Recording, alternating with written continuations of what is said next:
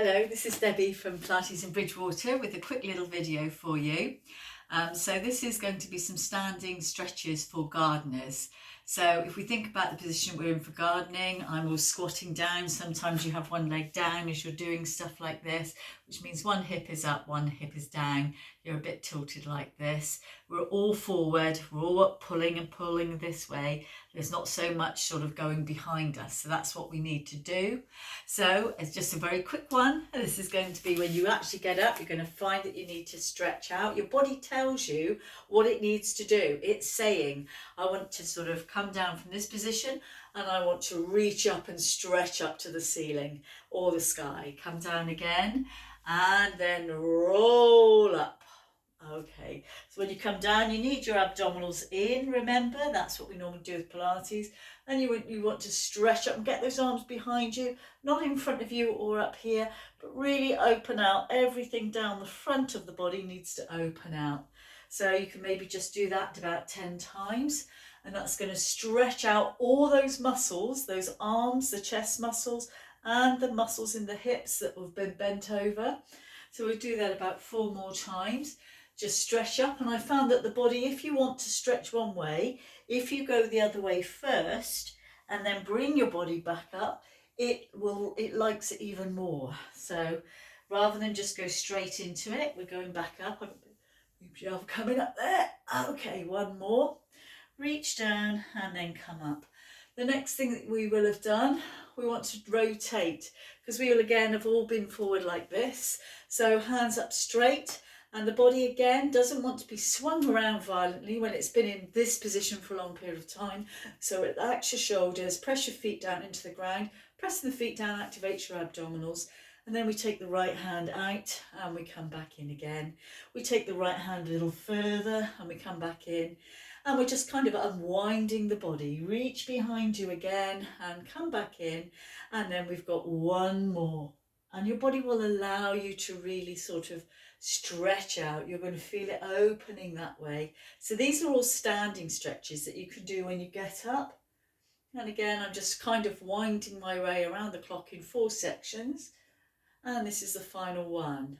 And reach around as far as you can. Okay, then we lower the hands and we take the right hand, but I want you to take it to the head. Don't do this full reaching. To get right into the muscle, less is more.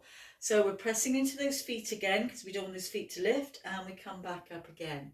So less is more. Go into the head and just reach out and feel how that's going. You don't want to go into the point of any pain. You just want to really feel that you're stretching out. And remember, you're breathing out at the point of effort. So as I'm moving in, I breathe in and I breathe out at the end, and I move in on the way back through. And let's change to the other side. So a little bit of rotation. Take a breath in and exhale as we reach. Now we want to avoid the stomach poking out because that's the way the body kind of tries to cheat. Keep the body on the side. You're stretching all the way through from your shoulder to your hip, and what we're stretching is a little muscle called the QL muscle. It goes from the back into the hip and it takes over like an interfering mother-in-law, though I never had one of those, but it just takes over when things don't work. So what we're going to do, we're going to reach forward, just bend down, and we're going to bring the hands up. So maybe about 10 of those. Really try and stretch through your arms as well, because your biceps will have been pulling. So we really want to get them right back, opening out the front of the body.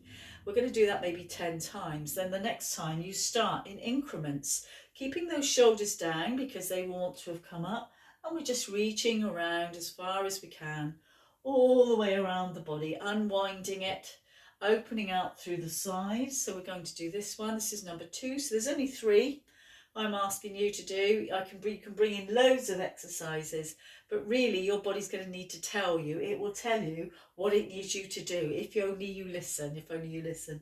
Reach all the way around.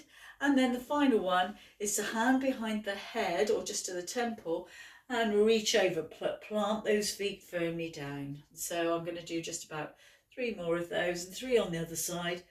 And those exercises will be enough.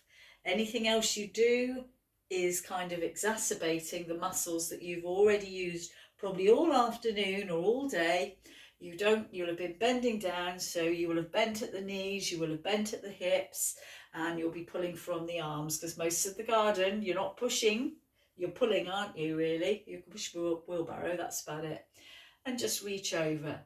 And then just take your shoulders up to the ears and let them simply drop. Well done. So that's my top 3 exercises for gardeners from a standing position. Thank you.